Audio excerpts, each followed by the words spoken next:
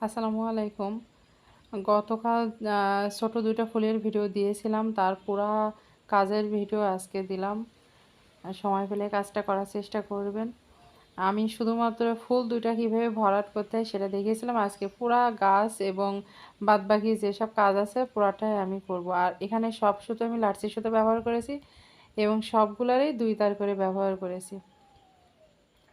দেখেন এই সিম্পল সেলাই আমি যেহেতু সেলাইটা এর আগে বলেছিলাম যে দেখাবো, সময়ের জন্য আসলে আমার হয়ে ওঠে না।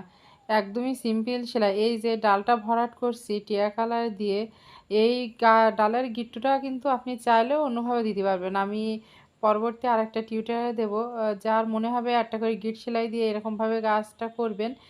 আর যদি মনে হয় যে এরকম না করে আপনি জাস্ট প্লেন সুতো লম্বালম্বি করে ধরে তার উপর দিয়ে একটা করে সেলাই দিয়ে গিট ফেলাবেন, তাও হয়।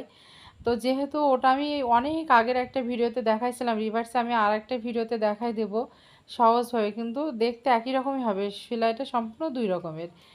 তো পাতা কালারগুলো সচরাচর এক কালার দিয়ে আমার করা হয়। যেহেতু শেড কালারের সুতা দিয়ে পাতা যে সময় কাজ করি ওই টিউটোরিয়ালগুলো আমার কাছে ওইভাবে ভিডিও করা ছিল না, সেজন্য দিতে পারিনি। আর যেহেতু শেড কালার না থাকার কারণে আমি আলাদা সুতা ২ রকম কালার নিয়ে আমি নিজেই শেড করে নিয়েছি। তো আপনারা চাইলে এরকমভাবে করতে পারবেন। এক কালারের চাইতে একটু ২ পাশে ২ কালার থাকলে দেখতে ভালো দেখায়। আর আমি এখানে গাছটা টিয়া রং দিয়েছি আর জলপাই কালার আর সবুজ কালার দিয়ে পাতাটা কাজ করেছি। কাজ হয়ে যাওয়ার পরে ভিতর দিয়ে আমি এই পাতাটা আবার একটু ডাল উঠিয়ে নিলাম। এতে হয় কি দেখতে একটু সৌন্দর্য বৃদ্ধি পায়। তারপর ছোট, ছোট করে যে নটস্টিক সেলাই দিয়েছি ওইটা একটু ডালটা একটু লম্বা করে নিয়েছি। সুতাটা একটু লম্বা করে ছোট ডাল আকৃতির সেলাই করে দিয়েছি।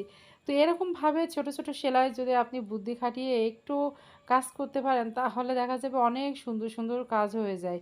তো এরকমভাবে ট্রাই করবেন আর এই কাজটা সব ড্রেসেই আপনি করতে পারবেন।